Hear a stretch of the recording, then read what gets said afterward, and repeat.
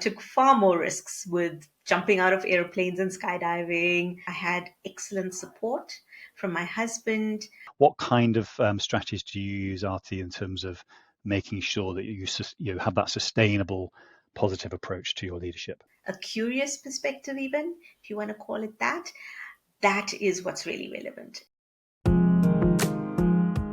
Hello, and welcome to Confessions of a Successful Leader, hosted by me, Andrew Tallents, the self-coaching expert.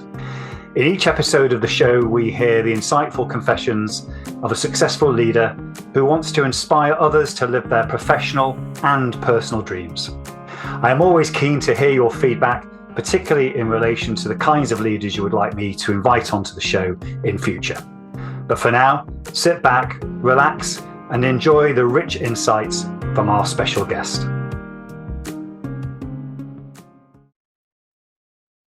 Hello and welcome to another episode of Confessions of a Successful Leader, hosted by me, Andrew Tallents, the self-coaching expert.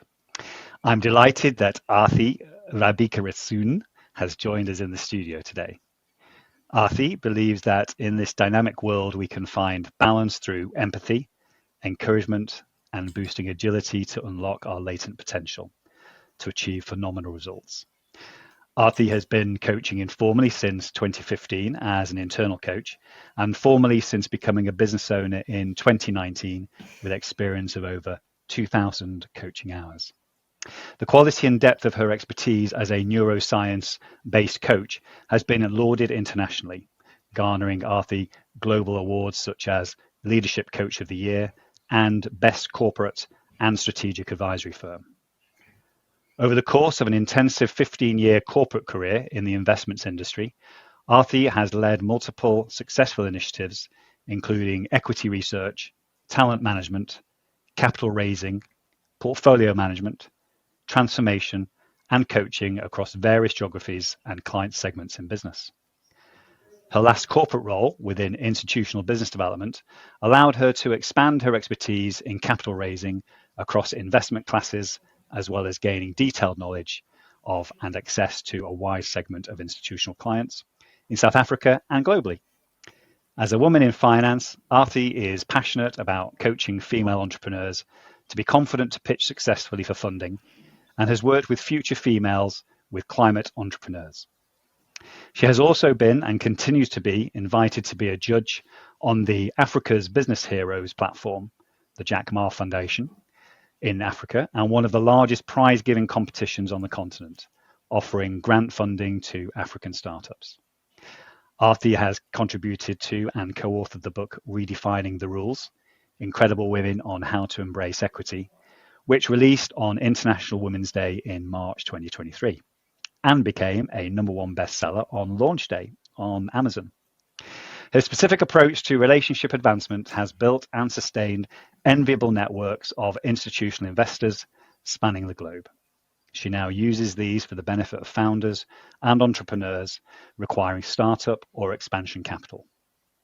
More importantly, her experience in corporate and now too as an entrepreneur herself means she is uniquely positioned to understand the pressures in highly structured and unstructured work environments, and shares her insights with founders, leaders, and teams through masterclasses, workshops, keynote speaking engagements, as well as coaching and mentoring. Arthi, welcome to the show. Andrew, thank you so much. Wow, that was quite an introduction. I truly appreciate it. No, and you've done so much, and I'm looking forward to the audience listening and watching today to find out more about you. So why don't we start with that? Tell us a bit more about yourself and what your current focus is. Well, thank you. And thank you for having me on the show today. I think you've covered quite a bit in terms of my background already. And I think perhaps the easiest or maybe the most important thing to share is just, the fact that I'm somebody who's very intuitive as a person, as a leader. And it's something I think I've known for a really long time, but only really become aware of as I started to take on leadership roles. It's something that I try to bring into my leadership style now, and something I continue to want to hone into the future as well. So it's very much this idea of I want to ensure that my internal focus is as good as my external focus, so that in that way I can ensure I'm giving off the best of myself and am engaged for the clients that I work with, and even just people that I meet. I want everyone to have that sort of indelible impression that Arthi is someone I want to remember because we built a really lovely rapport. So yeah, that's just a little bit about, I guess, me. A lot of the other areas would be as you had mentioned, but I live in South Africa, a beautiful country. To all your subscribers who have not been, I would definitely urge you to come and visit us. It's a beautiful place to live. Lovely. And we've heard a lot about you in terms of what you're in service of and all of the extracurricular interests that you have. What about you personally, when you're Yes. not working or in service of others? How do you spend your spare time? Mm. Mm. So I'm somebody who's a little bit of an adrenaline junkie, I must admit. Okay.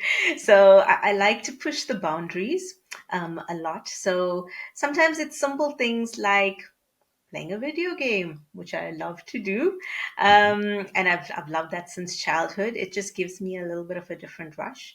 Um, Previous times before actually becoming a mom, I took far more risks with jumping out of airplanes and skydiving, paragliding, parasailing, abseiling, bungee jumping, so all of those kind of adrenaline sports. But now I'm a little bit more careful. I have to be responsible for a little one. So I love that. But, when I turned 40, Andrew, 2 years ago, and I'm not shy to share my age at all. One of the things I said to myself was, I'm going to ensure that I maintain a little acronym that I call FATE, and the F stands for fearlessness. The A stands for awareness of self. The T is for travel because I love to travel, and the E was for more experiences. So that's what I've been trying to do since then, making sure that I continue to push boundaries, as I mentioned, deepen self awareness of myself and others, travel more. And over the last few years, post COVID, that's at least been a possibility. So traveling solo, traveling on with my family as well, and then experiences anything from art to music to food. I love to explore it all. So that's a bit about me. I love that. And we agreed over Christmas this year that myself and my wife would actually, rather than buy gifts for each other, would actually think about the kind of experience that the other one would like to do. Not because I So want to do it, beautiful. because she wants to do it. So I agree with you. It's all about Yes. experience. So a couple of questions follow up there for you. So what's the video game that you're most into at the moment, and what's the next experience that you're hoping to take on this year? Oh, lovely. So, in terms of video games, my husband's just bought an Xbox. So we're expanding through Far Cry at the moment, which is lovely. I do enjoy RPG games, strategy Yeah. games. so Yeah. so that's the key thing. And then, I mean, for the year ahead, it's really about expanding visibility, I think. That's been my sort of strategic thinking over the last year. It's something I just want to push forward on. So, what do I mean by that? Visibility in terms of impact. One of the things you would have noted, based on the variety of things that I like to do, is to ensure that there's something purposeful, that there's someone who's going to be touched in such a meaningful way, meaningful to them, of course, that allows them to kind of snowball that effect and pay it forward in a particular way. So that's it, really, spreading as wide as I can so that that impact can reach so much more people. Yeah, and a lot of people listening and watching this would actually relate to the fact around the escapism around the video games and the RPG games, and that Mhm. links nicely Yeah, into, I guess, our childhoods, because that's all about yeah, escapism as well. So, what do you remember? What right. experiences from your earlier life, your childhood, your teenage years, do you think most shaped your leadership style as you became more mature as a leader? Mm, lovely question. Thank you for that. I would definitely say my first role models have to be. top and front. And that would be my parents, of course. Very different, same star sign, but very different personalities as individuals. My dad is an extrovert. And when he would leave for work, he used to work in the retail industry. We'd often hear him come back with stories of how he dealt with people. And it was very direct, very candid. And, I kind of grew up thinking, all right, that kind of nature serves you well as that type of a leader. Um, Obviously, later on down the line, you learn about the nuances and when and where to use that. My mum, on the other hand, much softer, but leader as well. I mean, she was someone who was at home. Her career shifted a little bit more to the back seat, as it were. I mean, we're talking now. This is the 80s, 90s, right? And even though she was softer, she was firm around what could not happen. So again, when I look at how I've grown up in terms of my leadership, I think it's that ability to kind of flex and adapt per the situation, knowing when something hard is needed at a particular time. And that also boils down a little bit to that intuition that I mentioned earlier. But then also when that finer, softer touch is needed as well. So that's definitely one that stands out for me in terms of leadership. I think if I think about it a little bit more, also just being in that environment, living in South Africa, I lived on the east coast of the country at that point in time. We were emerging out of apartheid. Which, as you know from the history books, was a very, very difficult period for people of color. As someone who's an Indian South African, I was a minority, and going through a schooling system where you're noticing how leadership is changing hands, how we're needing to work with different people of different skin color, different ethnicities. It was quite interesting to see how my community was responding to that, and then how I myself was even responding to that. And I do talk about that in the book that you mentioned, the multi-authored book, Redefining the Rules. So encourage any of the subscribers to read that and to read the different chapters that are in there. So I do talk about how that even shaped my awareness of, how to actually encounter and work closely with people coming from different backgrounds. So definitely that stands out. It's a big part of who I am and my history. I think one other thing that I probably want to mention is, just my engagement with people generally. And I was thinking about it now, even as you're asking the question, and the one story that stands out for me was in primary school. Actually, sorry, it was in high school. A good friend of mine coined a nickname for me. It was based on a character of a US-based soapy called The Bold and the Beautiful. I don't know if you still recall that, Andrew. But she was a psychiatrist in the show. And the one day, after listening to my friend and offering some teenage wisdom, let's call it that, she affectionately called me, well, you are my Dr. Taylor, right? And I said to her, oh, this is interesting. What is happening here? She's like, no, you are like the psychiatrist of our group, because have you noticed every single person comes to lean on you for some level of support or advice? I hadn't really thought about it. I thought I was just being a good friend after all. Mm-hmm. But clearly, for those who are experiencing me, they felt very different. And it was a nickname that stuck throughout this high school. It kind of progressed into university. And eventually, despite the trajectory of my career in corporate, I landed up being an executive coach. So small way and wonder of how things end up working out in terms of natural talents and leadership ability. So yeah, I think those are some of the things, Andrew, that stand out for me. Turn some of your darkest moments into your greatest victories. In every leader's journey, overcoming personal challenges is as crucial as conquering professional hurdles. At Self-Coaching for Leaders, we provide tools and strategies to transform your self-sabotage into triumph, fueling both your career and personal life. Join us at selfcoachingforleaders.com or connect with me, Andrew Tallents, on LinkedIn. Let's turn the difficulties from your past into a pathway for success. Absolutely. And there'll be those listening to this and again watching this where they're either thinking about starting their own business or maybe they have started their own business. So what is it again from your earlier background you think that enabled you to take that risk, because not everyone can do it, to actually set up your own business? Oh, yeah, thank you. That's a great question. I must say it's the influence of my family and my dad specifically. So he worked in the retail industry, um, employed for a large company in South Africa at that point in time at one of the branches.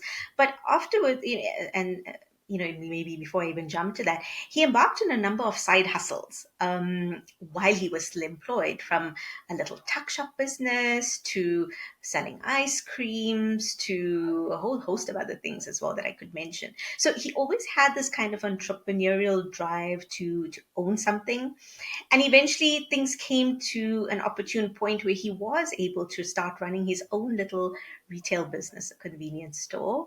And while I was looking for employment after graduating university, I spent a lot more time with him in the business. So I got to see, hands on, how is he actually doing it? And he had full control and ownership of what he was doing. And I looked at that and I thought, well, this is so empowering. Um, I'd also witnessed my uncles run their own businesses as I was growing up as well. So it was almost a family kind of trait that, if you wanted to, you could. And when the opportunity came about almost 5 years ago for me to make that leap into starting my own business, I I kind of didn't hesitate. I had excellent support from my husband. I had a my first client in the bag, not a big client. Let me make that known. It was quite a decline off the cliff from a financial perspective, but I had Yeah. a first client on board, and I felt I'm going to back myself. And in backing myself, it means that I'm going to do whatever I need to grow my business. So mindset, definitely, but also having watched others succeed, based on their own measures of success in my family. That's what really motivated me to know that I could make it work. And touch wood, so far so good, Andrew. It's been lovely to hear what's been behind your success so far. What I find working with Thank many you. leaders and entrepreneurs is that there are some things informed by their past which has really been in service of them, but then at some point, Yeah. some of those skills, experiences, talents, ways of being Yes. aren't necessarily serving Yes. them anymore, and they have to Yes. adapt. So, what's your story around that? What stopped serving you in Mm. terms of your previous experiences? Oh, yeah. I mean, this is quite a learning curve for me. Continues to be today too, to some point, if I have to be honest with myself. But it's the overachiever syndrome. Um, I grew up in a community again, and I think obviously it's a function of apartheid and the need to be visible and the need to be seen, where it was an expectation that you needed to be doing exceptionally well academically, educationally, vocationally. Well, pretty much everything you touched, you need to be the best or a top. And I was doing very well, through school, through high school. And then I came to a point at high school where I had to make a decision about my next steps in my career. Since childhood, I'd always said I want to be a medical doctor, and a very specific surgeon at that. So I'd been trumpeting that all along. And of course, to get into medical school, you need excellent grades and all of the other additional bits that come with it. But came my what we would call matric year, grade 12. Here, I got good results. It was not what I expected to get, but I then suddenly had a feeling that, oh my goodness, this is not something I want to be doing anymore. I do not want to pursue this career. I had a conversation with my parents, and they were quite taken aback because I'd not really mentioned this before. But what had actually happened to me, Andrew, was I think I was starting to feel some burnout and pressure because I had been pushing and pushing and pushing myself. I kind of created my own little monster about this is where I want to go. So everybody who, I talked to knew about this.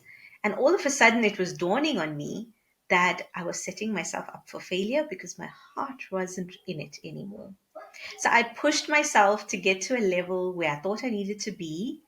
But at the end of the day, I was kind of offering a little bit of disappointment to those around me because I wasn't going to fulfill that anymore. So that is something, and it's played out. It's certainly played out in other avenues as well. So even I alluded to it earlier, the unemployment bit. Between graduating from university and starting my first job, again, the expectation was I've done something really good, I've passed very well, I'd be able to secure employment pretty easily. But it didn't happen that way. And again, I went into a zone of you're actually overachieving and you're burning out, and you haven't actually taken that time to kind of spend with yourself, to kind of understand what it is you truly want.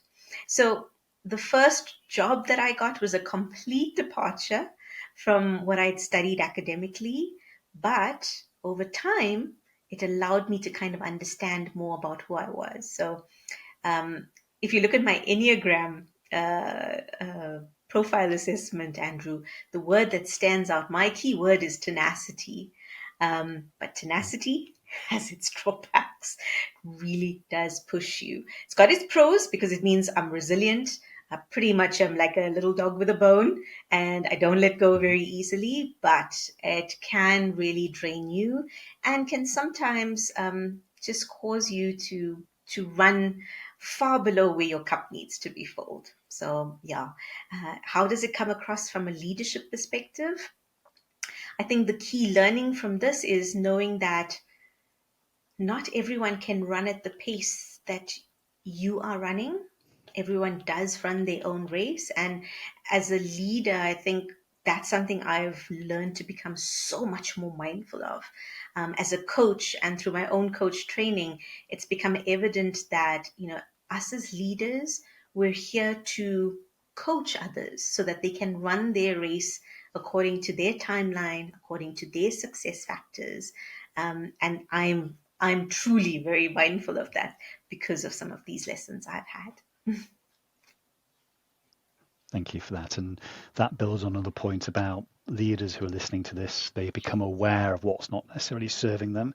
They Yes. then come up with coping strategies to enable themselves to actually manage them more effectively. But then there's a challenge of over a period of time, that sustainable ability to actually maintain the positive elements of our leadership, keeping those negatives away. What kind of Yes. strategies do you use, Arthi, in terms of making sure that you have that sustainable positive approach to your leadership? I love that. I love that we're talking sustainable leadership because, a lot of the work that I do, Andrew, is in the neuro agility space.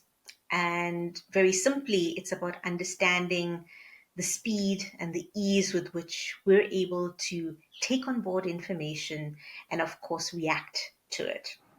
And in the kind of environment that we're in now, as leaders, as individuals, everyone's talking about future proofing and the future of work and how we should be and the skills that we need to have. So the idea that we need to be adaptive and flexible is actually an idea that's completely interlinked with sustainability and to be a sustainable leader. The complex environment that we're in as well just means that we really do have to think laterally and deeply and out of the box. There's so many different requirements of us to pursue and to deepen. So coping strategies from my side really just tie into inner work. There's beautiful work being done by the organization that does inner development goals. I would highly suggest anyone who's leading and who's interested to learn more about it to visit their website to understand how they've mirrored understanding of self, so self awareness, with the upcoming skills, or well, not even upcoming, currently needed skills to ensure that we can run that race and not burn out, and continue to give for others for impact. So, inner work is things like reflection, things like supervision, things like having a board of advisors for myself, which I do. And who's included in that board of advisors? It's people that I look up to as mentors from my first working experience till now. I've got a few of them. Coaches that I work with for very specific things, very good friends. I've got a key, tight group of friends who are unafraid to share an opinion, but always doing so in a very constructive way, or probing me to even think about it. Sometimes without even giving an opinion.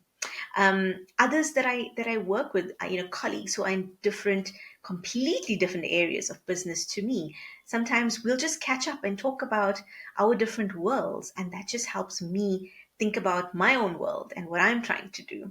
So these, I think, are all strategies that help us ensure we're not closed off to opportunities, and neither are we closed or biased or even have blind spots, let's put it that way, to what's coming to us on the side. So I guess we could say overarching, if you want to ensure you've got an open perspective, a curious perspective, even if you want to call it that, that is what's really relevant. And any kind of way that you as a leader opt to do that, I suppose that will be your key strategy. But yeah, I've just shared some of mine. But really, it's that inner work around yourself. The more you are aware of who you are and how you actually show up with others, the easier it becomes to then manifest that ongoing, sustainable kind of leadership, very cognizant of the context around us. I love that perspective. And one thing come to mind from what you said earlier as well. If there are people watching and listening to this who can relate to your story and particularly have this burning sensation within that says, actually, I'd rather go and do something where I can work for myself and be in service of Yes, whatever it is. yes. What advice comes to mind from you to them about how to manage that and how to manifest so that they can run their own business one day? What comes to mind for you? I would say back yourself. Oh my goodness, that is the biggest thing, actually, Andrew.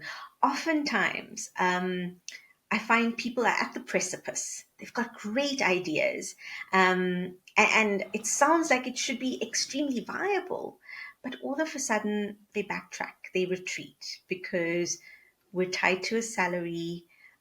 We've got so many commitments that are placed on us, and suddenly it's a case of, no, I can't do this right now. The timing is not right. I'm sure I'll do it at another point. So here's the easier way to do it, and it's what I even did, is begin as a side hustle. It's lower risk, right? Take minimal payment. In fact, do it pro bono if you have to, but at least get it off the ground in some shape or form, if it gives you comfort to be tied in that way. And then once you test it out, do the feedback process and the loop. Is it working? What can we improve? Test it out again. There's safety in testing it out. And then once you're ready and hopefully it does gain momentum, then make that leap. Because the reality is if you're fully invested in something, you're going to make a success of it. So just back yourself to go ahead and get it done. I believe that you can do it too, everyone. So if you're listening to me and watching me right now, know that there's somebody who's actually rooting for you and knowing that you can be successful. I agree, and we've both done it, and I could never go back now to working in a corporate environment. I have too much fun, True. and It's I know it's down true. to me at the end of the day. I don't need to rely on other people in that. So a Exactly. final question from me, Arthi, in terms Yes. of talking about you for the next, maybe 5 to 10 years. Just Yes. share with the audience what it is that you're going to be in service of. How can Yes. people collaborate with you? How can they contact you if they want to make contact? Oh, lovely. Thank you, Andrew. So, over the next 5 to 10 years, I hope you're going to be hearing more about me doing work in the entrepreneur space. It's a great passion area of mine. What is the entrepreneur space, you mean? I enjoy coaching businesses, founders, and startups. So, it's kind of going on to the previous point about urging people to start their businesses. I firmly believe small businesses are the engine of economies. I believe it offers, as you said, so much more flexibility to innovate, to create new things, to even just build personally your own self-esteem about your ability to do things.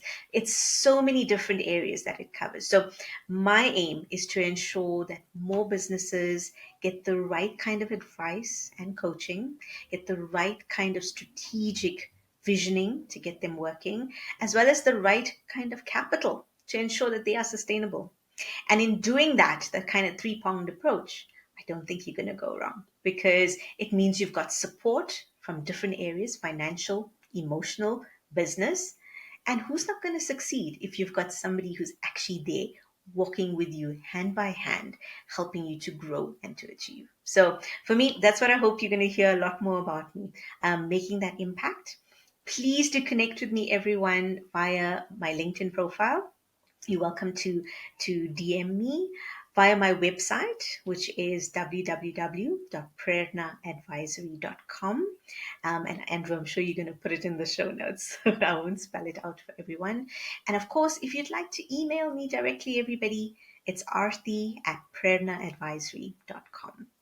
So I look forward to being inundated with ideas and requests around businesses, along with anything else that you found useful in the conversation that Andrew and I have had today. Thank you. I hope that helps.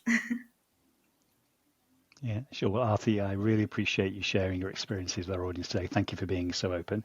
I know that many of them will have been inspired to actually reflect on their own experiences, their own backgrounds, Yes. how that informs their leadership style, how they might want to maybe change that leadership style to lead themselves differently, or indeed lead others differently, Yes. and maybe even take that plunge into moving into an entrepreneurial space at some point in the future. So Fingers thank you crossed. again, Arthi, for coming on the show. Oh, Andrew, Thanks a thank lot. you. It's been wonderful. Thank you for the opportunity, and I really appreciate it.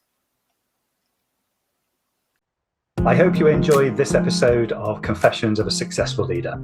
You can access all previous episodes of the show at confessionsofaSuccessfulLeader.com. If you are interested in finding out more about conscious leadership and self-coaching, just type in Andrew Tallents into LinkedIn or your favorite browser, and you'll find my contact details and all the content that you need. Until next time, don't forget to stay present, curious, and above all, conscious.